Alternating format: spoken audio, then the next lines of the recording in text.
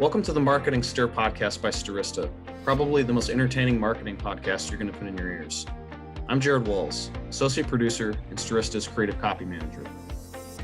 The goal of this podcast is to chat with industry leaders to get their take on the current challenges of the market, but also have a little fun along the way.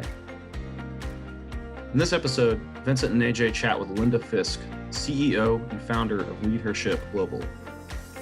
She explains how her organization works to help women advance their careers and follow through with their visions of success. She also admits to leaning in on the binge watching in the last year. Ajay compares himself to Tom Brady, and Vincent asks for some feedback. Give it a listen.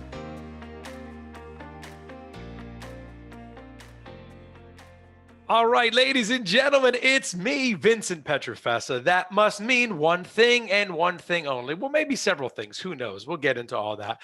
Another episode of Stirista's The Marketing Stir. So great to be here. I, of course, am the Vice President of B2B Products at Stirista.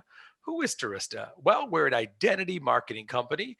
We have our own business-to-business and business-to-consumer databases. Companies utilize that data to get new customers, email marketing, display, OTT, CTV. We own our own DSP. That's a lot of acronyms I just hit you with. I get it.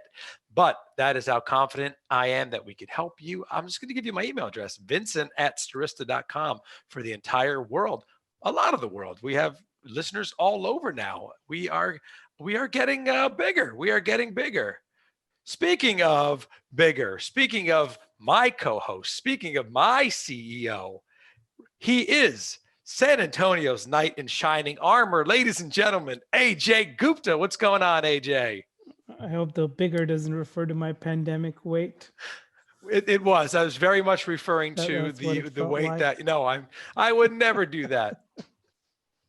Never.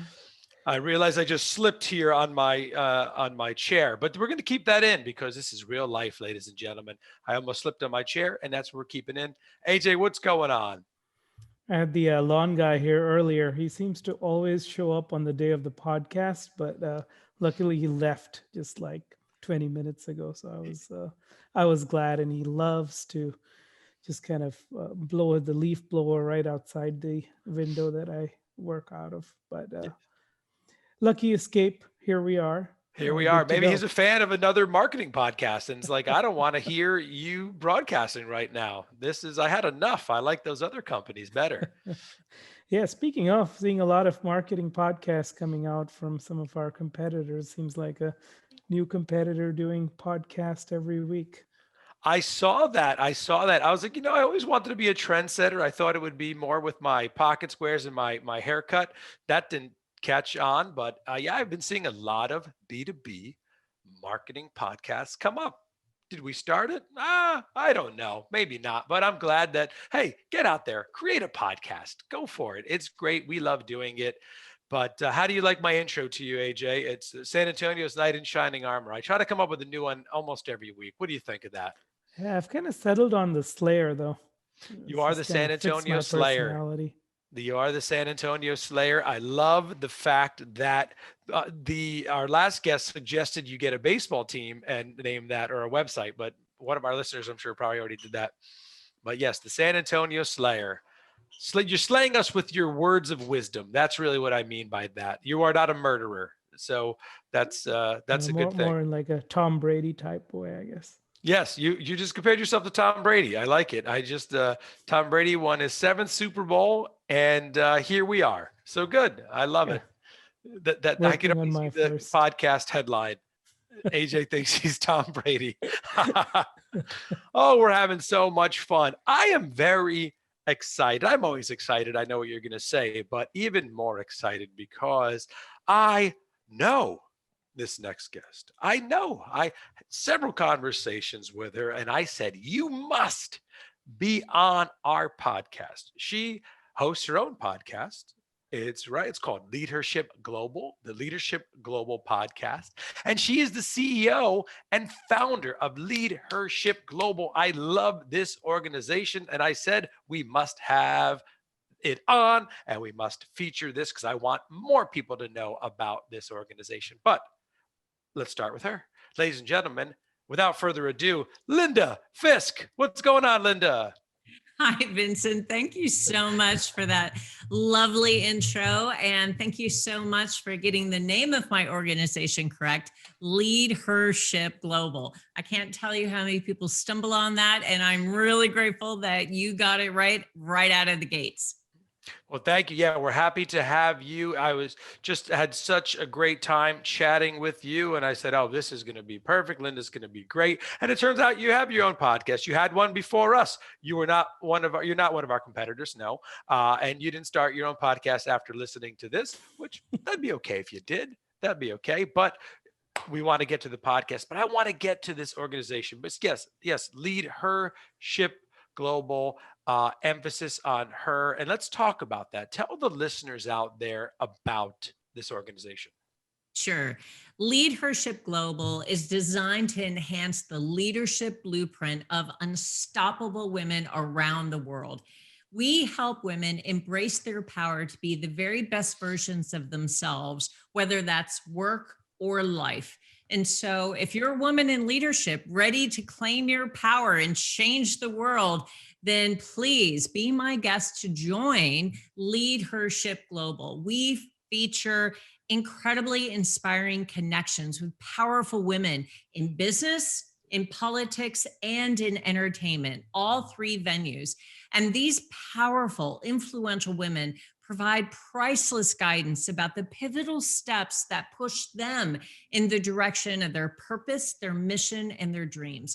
And so at LeadHERship Global, we provide practical tools, resources, as well as relationships that can help every single woman show up, speak up, and step up into their career and their personal life. That's awesome. And that's why I remember you and I talking about it. And I felt inspired. I'm surrounded by, powerful women and inspiring women, including my wife, who's great in so many ways. So it's kind of made me kind of think of this. But then, Linda, what made you create the organization? Thanks for asking.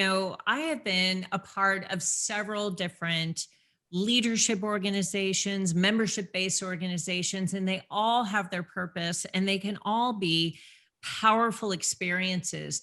But I believe there's an increasing urgency for businesses to incorporate women's empowerment considerations into both corporate strategies and to help advance and empower women.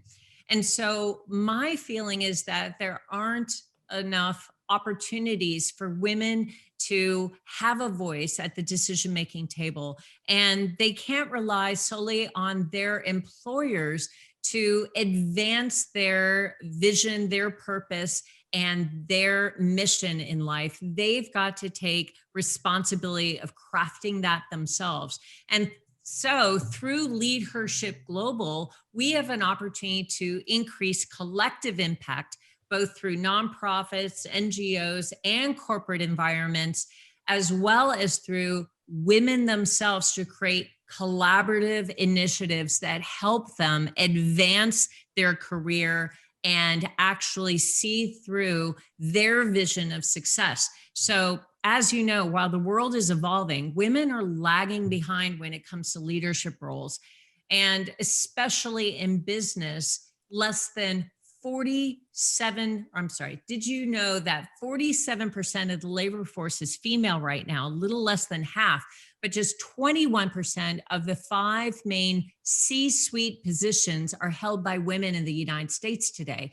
And I really felt compelled to partner with businesses and partner with women all around the world to advance their position in society. So in response, LeadHERship Global is working hard to train and to support more women that are not only aspiring to lead in the C-suite, but they may aspire to sit on a corporate board. They may simply want to advance their own business. They may want to create their own philanthropy, but whatever their definition of success is, we want to partner with them and ensure that they are able to see through to fruition whatever their vision, whatever their purpose, and whatever their mission in life is. Linda, I see you have a PhD in psychology. So how did you go from there into marketing? So actually, the two are, I think, incredibly well aligned, because in psychology, you're learning how to motivate people. You're learning how to persuade people. You're learning to understand people's motives and drives, what creates particular behavioral patterns, person by person. And in marketing, it's simply that study, but in aggregate. So it's understanding what drives people, what motivates people, what creates action from people. And I feel like the two are incredibly well aligned. And while now I would say that I use my PhD in clinical psychology mainly as my life's mission. So I lead support groups dealing with grief and loss and depression, anxiety, and I deal with people in aggregate who are going through traumatic life experiences. I still am able to apply a lot of that training that I gained in graduate school to the art and science of marketing by helping marketers understand what motivates people, what drives behavior, what makes people want to take action or want to affiliate with a brand. And now more and more brands have got to represent something other than profit. Brands have got to represent the mission and the values of something greater than just the product or service that they're selling. They've got to make some sort of positive impact on the world and have a sustainable positive impact. And I feel like now more than ever, understanding what motivates people to affiliate with a brand, to connect with a brand, to engage with a brand is more important than ever. And Linda, we're always curious if when you were thinking about marketing early on, was that something that you always knew you wanted to get into, or was that something accidental that you stumbled onto marketing?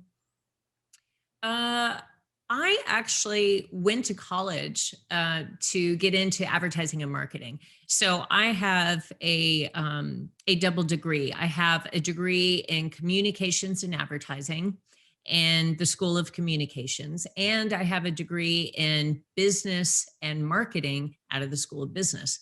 So interestingly, I knew from a very young age that this idea of combining advertising and communications with business and marketing was definitely where I felt like I was led to craft a career. But I had a phenomenal career in marketing, really heavily focused in marketing as a discipline, as an art, as a science, and loved it. But then over time, as I ascended into a CMO position, and I held a CMO position at several different companies, I had the opportunity to move into a CEO role. And once I moved into a CEO role, it became clear to me that marketing, while an incredibly important component and piece and part of any successful organization, needed to be combined with other aspects of running a business that were equally important. And so by becoming a CEO, I think I had a more balanced perspective of what it takes to really run a very successful business and a really successful venture. Out of that experience of becoming both a CMO and a CEO, I founded my own firm, which is LeadHERship Global, which I think brings the very best of branding, member experience, member learning and growth, together with this idea of what it takes to really connect with a brand that is living out its values and living out its mission, and being able to grow something organically that has real purpose and real meaning to the people that we serve. And Linda, because of your background, because you started out and the CMO, CEO, founder, board member, is there like in your mind a specific kind of woman that LeadHERship Global caters to, in particular industry? Is it a mindset, positions? I'd love to hear more about that. Yeah, thank you. What we what we talk about is that our perfect member is someone that would consider themselves to be a lifelong learner. It's someone that would consider themselves to be on a perpetual journey of growing and developing, and someone who is ready to step into courage, feminine leadership, self-love, and willing to not only define their vision for their life, but continually grow their leadership, expand their influence, increase their impact, and ultimately leave a legacy for the next generation of leaders. We want women who are ready to coach, mentor, and really guide and train other women in a safe, confidential, and supportive environment. And I believe our podcast that you mentioned is all about sort of overhearing intimate, unfiltered conversations between some of the world's most influential and inspirational women. And inside LeadHERship Global, not only do you get to overhear those conversations, you get to be in relationship with those women. And so you are able to connect with incredibly powerful, high caliber, high integrity women to break down topics that you may need to either explore further or to advance in terms of your own skill set and development. So intimidating topics like negotiation or building a brand or accepting failure, building emotional intelligence, overcoming fear, listening to intuition, growing and scaling a business, preparing a business for exit. All of those are pressing issues that are facing women today and more. And inside LeadHERship Global, we invite women at all stages of their career to connect together to explore these kinds of issues. And those women that are lifelong learners and really want to leave a legacy are the ones that are most anxious to join LeadHERship Global and really invest in creating close, intimate, personal, safe, and private relationships with other women. Yeah, I love that. And you kind of, you hit on my next question there, Linda, was there's various roles. I was wondering if there are different programs, different coaching styles, methodologies that you recommend that LeadHERship Global is part of, where, because there are some where maybe it's at the manager level and they're looking to get to that next step. There's some who are already at the C level, and maybe what's the next step there? Is it a board member? I don't know, but I would love to hear more about some of the different levels that you cover and some of the Yep. coaching methods that may, not all the coaching secrets and methods, let's save that for the membership, right? But if you could share with us just some of the coaching practices that go along with that. Yeah, absolutely, Vincent. Great question. So a couple things. One, I would say that, more than half of our membership right now are within the C-suite, or they're business owners, philanthropists, and board members already. So more than half of our membership currently sit on a publicly traded board or a nonprofit board. They are business owners, they are philanthropists. Many of them are active investors, and they're part of a C-suite of perhaps a Fortune 500 company. But what we really provide more than anything for all levels of membership is a safe and trusted environment to learn, to discuss, to share, and to support. Many of the women that are part of our C-suite group, if you will, they are really, I think, motivated and inspired to help women tackle the issues and problems that may be holding them back, that may be career derailers, that may be areas of needed skill up-leveling, right? And so those women create peer-to-peer networks where they're able to provide unbelievably valuable real-world advice and guidance for their peers. At the same time, there are women that are vice presidents, senior vice presidents, executive vice presidents, and they're interested in tapping into our innovative and effective business and career enhancing techniques. Some of that is coaching, some of that is mentoring, some of that is tapping into our career playbooks, our resources, our diagnostics, our assessments, all of those resources, all of those tools are designed to help all of our women tackle those issues that they know that they need to refine in order to take that next step in their career. So I would say all of our leaders benefit from new business ideas and growth initiatives that can help them not only grow their company, but scale their firm. But they also tap into new strategies, new opportunities, and new relationships that can open doors and open entirely new networks. Linda, what's been a highlight or a shining moment for you since you started Leadership Global? I think it's the connections that I see being made very authentically and very naturally between women. So, for instance, just last week, we had a young woman who had already sort of experienced phenomenal success in her career, really hit a lot of pinnacles very, very early, and was now at a place where she wanted to start her own philanthropy. She's from Africa, living here in the United States.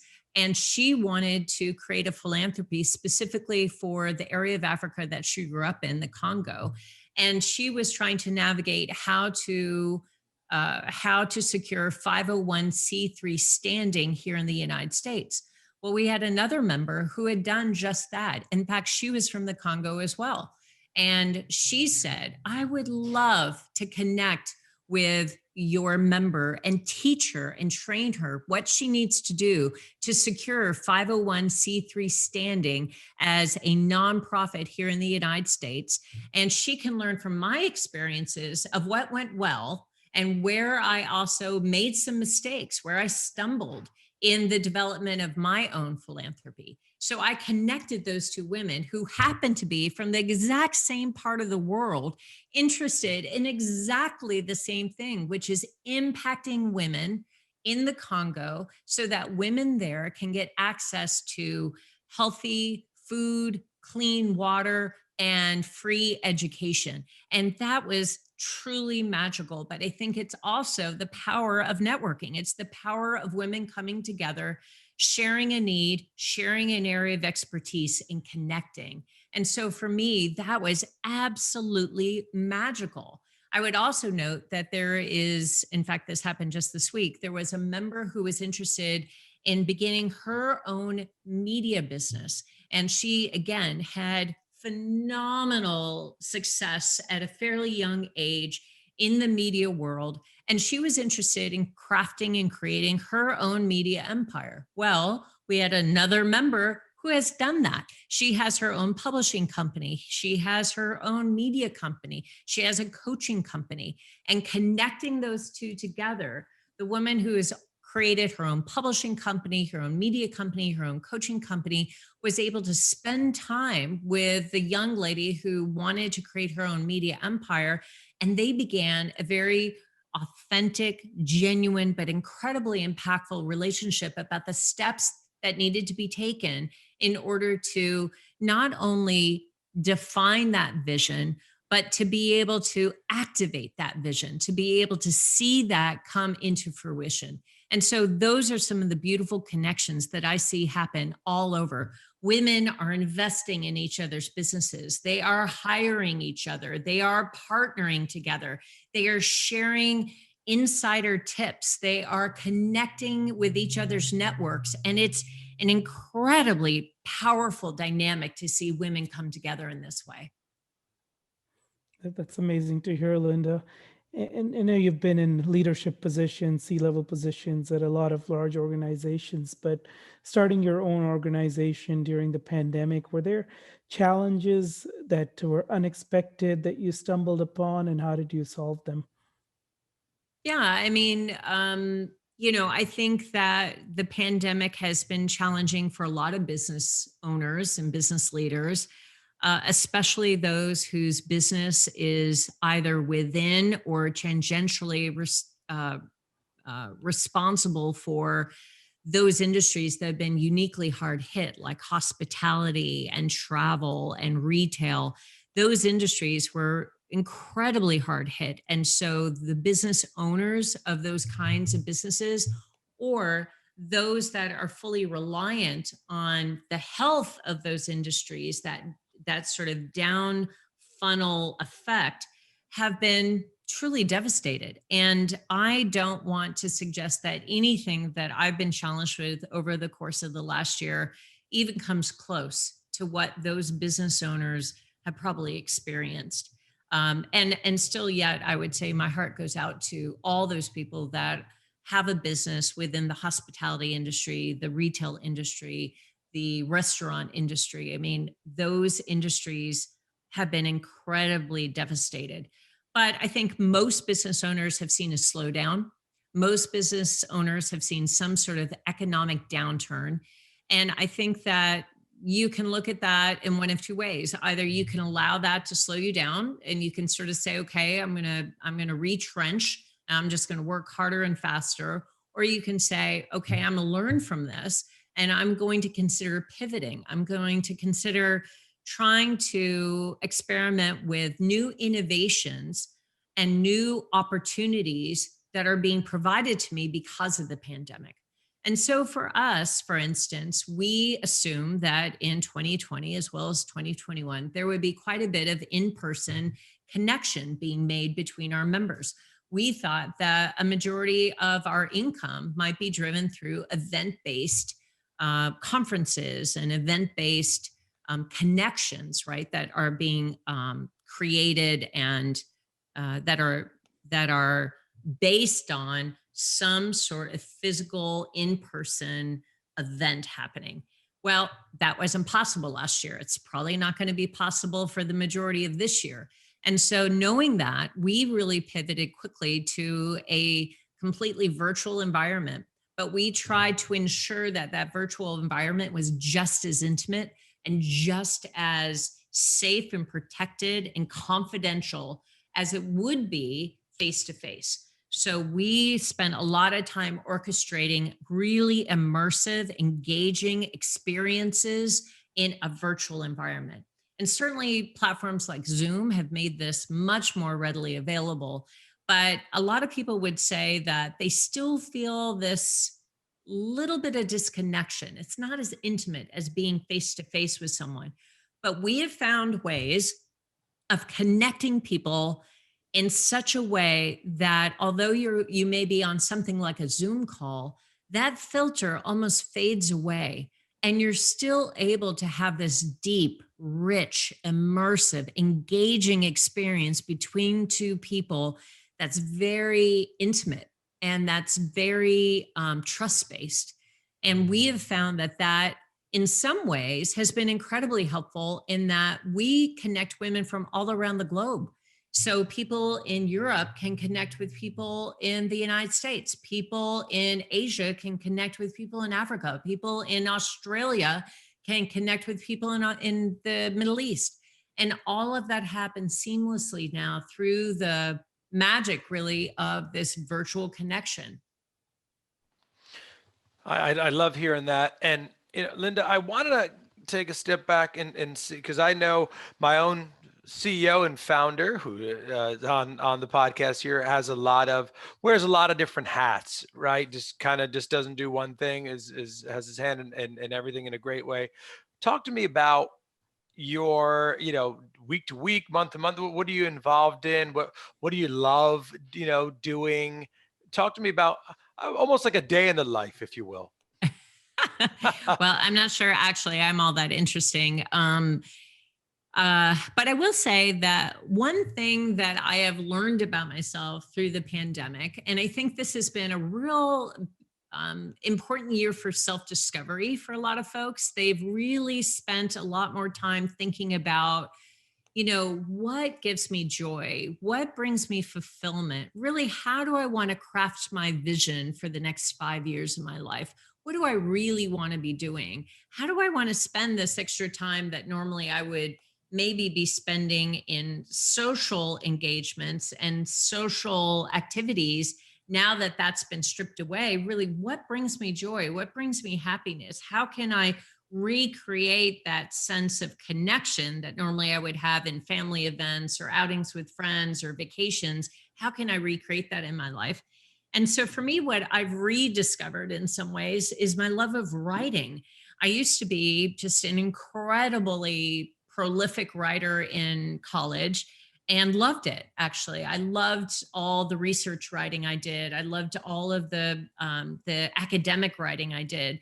But now I found that that writing, although not necessarily for academic journals, has been equally satisfying and fulfilling. Writing for Entrepreneur, writing for Inc., writing for Forbes. And so I have just really found an incredible passion, I think, for thinking about what are those topics that are really important to me right now? What are those things where I have a point of view, or I have something to add that's really valuable that I can give voice to and maybe advocate for on behalf of women that's really meaningful. So I've been writing a lot for Entrepreneur, for Inc., for Forbes about issues connected to women, issues connected to diversity and inclusion, issues connected to gender parity. And it's really found an audience, and it's found, I think, a following that has been surprising, but really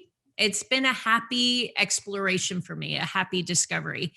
And then the other thing that I would say that, I've really enjoyed over this past year, all the phenomenal women that I've been able to meet, either through the podcast LeadHERship Global, and we've interviewed some of the most powerful leaders, some of the most inspirational women that I mean, it's like pinch myself every single week when I do these podcasts, because I can't believe I know these women. Kara Golden, the CEO of Hint Water, or Neda Nasruddin, the CEO of Rise Up For You, or Amy Cosper, who's the CEO of Radical Upstarts and the former editor-in-chief of entrepreneur.com. I mean, phenomenal women that I am proud to say that I now know and am friends with. And the women within LeadHERship Global that inspire me every day, that are doing tremendous things, like that young woman who has a heart to begin a philanthropy for the women in Congo, the Democratic Republic of the Congo. It's remarkable. And so I'm inspired by them every single year, because not only are they living out their vision, their mission, their purpose, but I think they're inspiring all of us to ask the question, what else can I be doing? What else really can make a positive impact in the world that really I'm not even thinking about right now? Where else can I serve people? And I love hearing that. And I just want to add again, LeadHERship Global, that's the podcast. Give it a listen. We have a tremendous amount of powerful women who listen to this podcast, and men and women go ahead, listen to LeadHERship Global. It's, it's for everyone.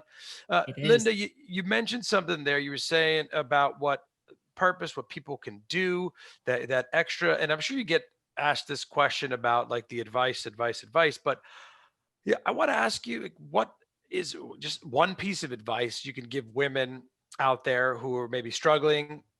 We all are, right? It's a crazy pandemic right now, but in your case, for women who are struggling to find her personal mission, or maybe afraid of, following her dreams, afraid to ask for that raise, love to hear your thoughts. Well, I think there are two things that I would leave your audience with. And one really was inspired by my recent conversation with Kara Golden, the CEO of Hint. And she talks about overcoming self-doubt and doubters and becoming undaunted. And so I would encourage everyone on this podcast to overcome self-doubt so you can follow your true calling. You can earn the money you deserve. You can create more time for fun on your journey. You can develop meaningful relationships. And you can do all of that by overcoming self-doubt, by really focusing on building the level of confidence that you need to follow your true calling. So that's really one nugget of inspiration that I know I took from Kara. And the other thing that I would say is that, I'm a firm believer that through exposure to exceptional people, we are all better able to connect to ourselves. So we need to be purposeful in where we spend our time and where we put our effort. And I feel like if you are intentional in building the kinds of relationships in your life that are going to inspire you, that are going to breathe life into you, that are going to lift you up and encourage you and support you, and you intentionally build relationships with exceptional people, you are going to help find yourself. You are going to be able to better connect to your own purpose, your own mission. And so I would say be purposeful in where you spend your time and your effort. And I would also note that for me, over the past year, especially, your greatest challenge can also facilitate your greatest joy. And so sometimes when you are faced with what seems to be an unsurmountable challenge or a really daunting, difficult problem, know that on the other side of that, you may also discover your very greatest joy. No, that's a great message, especially coming out of 2020 in general for, I think, most of us. What are you looking forward to in 2021? Any exciting plans, either professionally or personally? I mean, honestly, I just can't wait to travel again. I mean, I don't know about everybody else, Yeah. but I love where I live. I think I live in a phenomenal city in one of the great states of the union that I am proud to call home. But I swear, if I have to spend 6 more months in this one city, in this one state, I am just going to be literally climbing the walls. So I can't wait to begin traveling again. And it used to be that I was on a plane 3 weeks out of 4. And I'm not suggesting that that kind of travel schedule is something that I yearn for, but I think at least occasionally being able to see another part of the world and being inspired by the people and the places and the incredible wonders of this world is something that I'm really craving right now. So I'm looking forward to that more so than anything else. And then the second thing I would think is that, one of the most beautiful aspects of life are the relationships that we build. And I think you've heard this said before over and over again, but at the end of someone's life, they don't look back and say, gosh, I wish I had gotten that title, or I wish I had made more money. They think, wow, I wish I would have taken more time for the relationships in my life, or I had built more meaningful relationships. And so for me, over this next year, it's about being incredibly intentional in choosing my business partners, in choosing the partnerships that I venture into for my business, in my personal life, my friendships, my connections. I am absolutely committed to surrounding myself with people I trust, people I like, people I'm inspired by, and people that I really deeply hold in very high regard. I think they're highly credible, highly high performing, and highly inspirational leaders. And I would hold Starista in that group. I know that Vincent has been my buddy through the past several months of working with LeadHERship Global. And I will tell you, Ajay, I don't know how much you know about my relationship with Vincent, but he has gone to bat for us and with us, many, many times. He has been honest, open, authentic, genuine, and it feels as though he is fighting for us every single day. And those are the relationships that I want to bring into my life, whether it's a business relationship or a personal relationship. I want relationships in my life that are built on a trust-based sort of knowledge and understanding of what benefits both parties, and working hard to ensure that we are committed to the success of each other. And that's always how I feel about Vincent, is that he is as dedicated to my success as I am to his. And that's rare, but it's what I'm dedicated to finding this year, is more and more relationships where the people that I'm in relationship with are as dedicated to my success as I am to theirs. That's a CEO. There's nothing greater I can hear, but I think I'll have to ask Vincent if he told you to say that. No, I didn't. And I truly do appreciate that. I knew AJ would, get a kick out of that. No, I didn't ask you to say, and I do appreciate that, Linda. When I always try, and I'm not just saying this, whenever I come across people, I always say this, and this will lead me into my one of my next questions. Anyone I link in with on LinkedIn, I don't take that lightly. Any partnerships I have and that I work with, I genuinely want a successful partnership. I want to work, and then it's also fun to, when you get to know a person and you're like, oh, this is also fun to work with. I feel like, with a company like Starista, there's other companies out there who do something similar to us. Not But nearly as good. well, thank you. Well, I appreciate that. But also but I always think it's the relationship as well. You'd like to do business with people who you get along with, and sometimes I even say on calls, I'm like, well, this is probably not the right thing to say as a partnership or a business development guy, but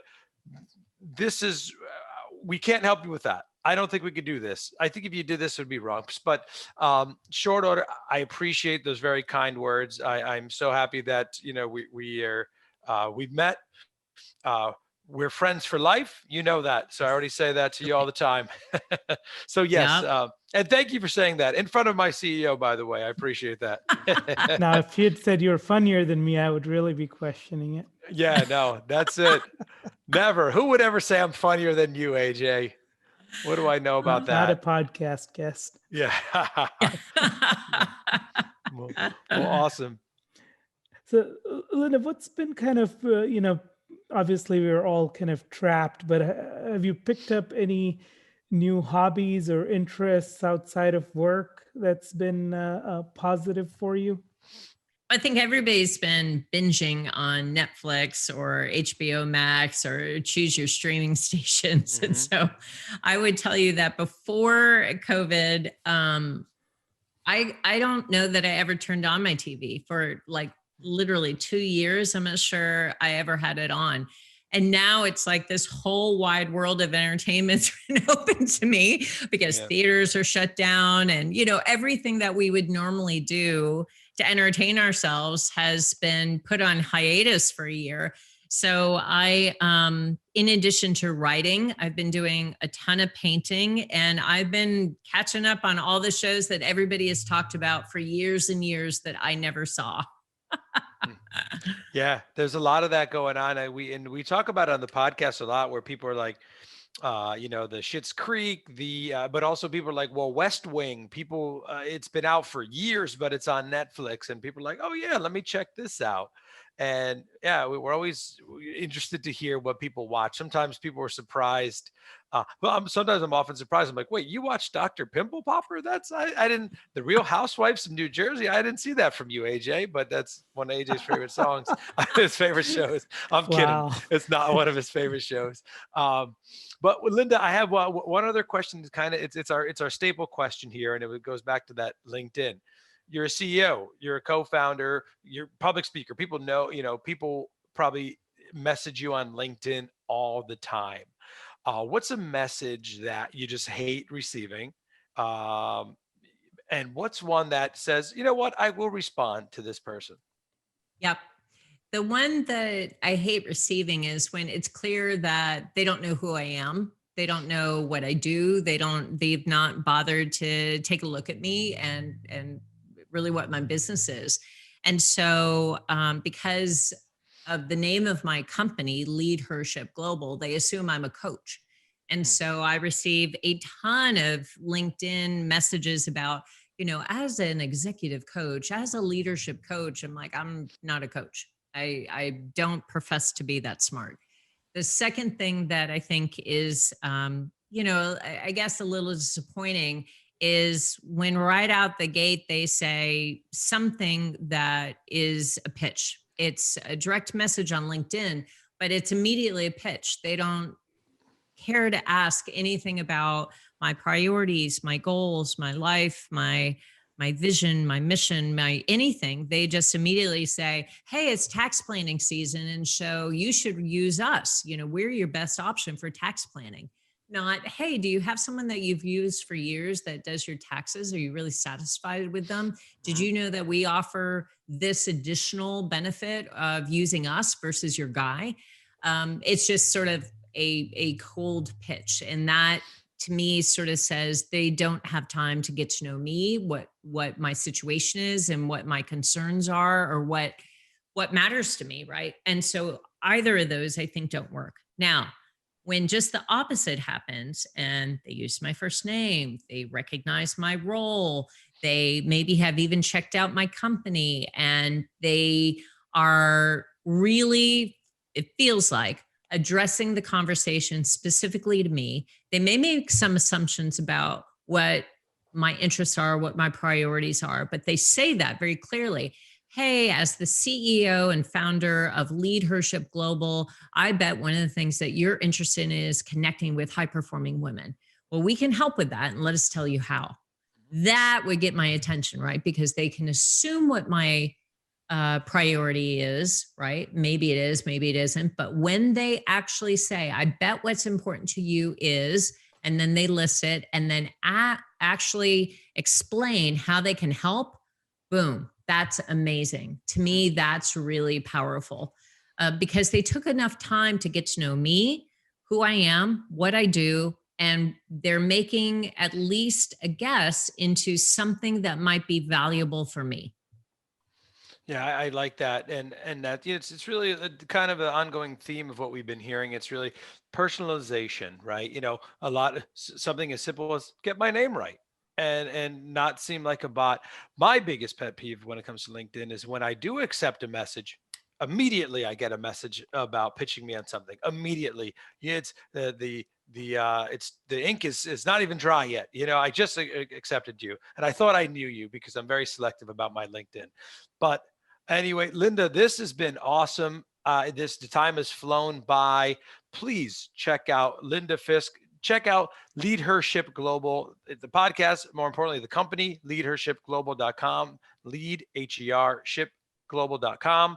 Linda, it is awesome catching up with you. Thank you so much for being here. Thank you so much for the kind words.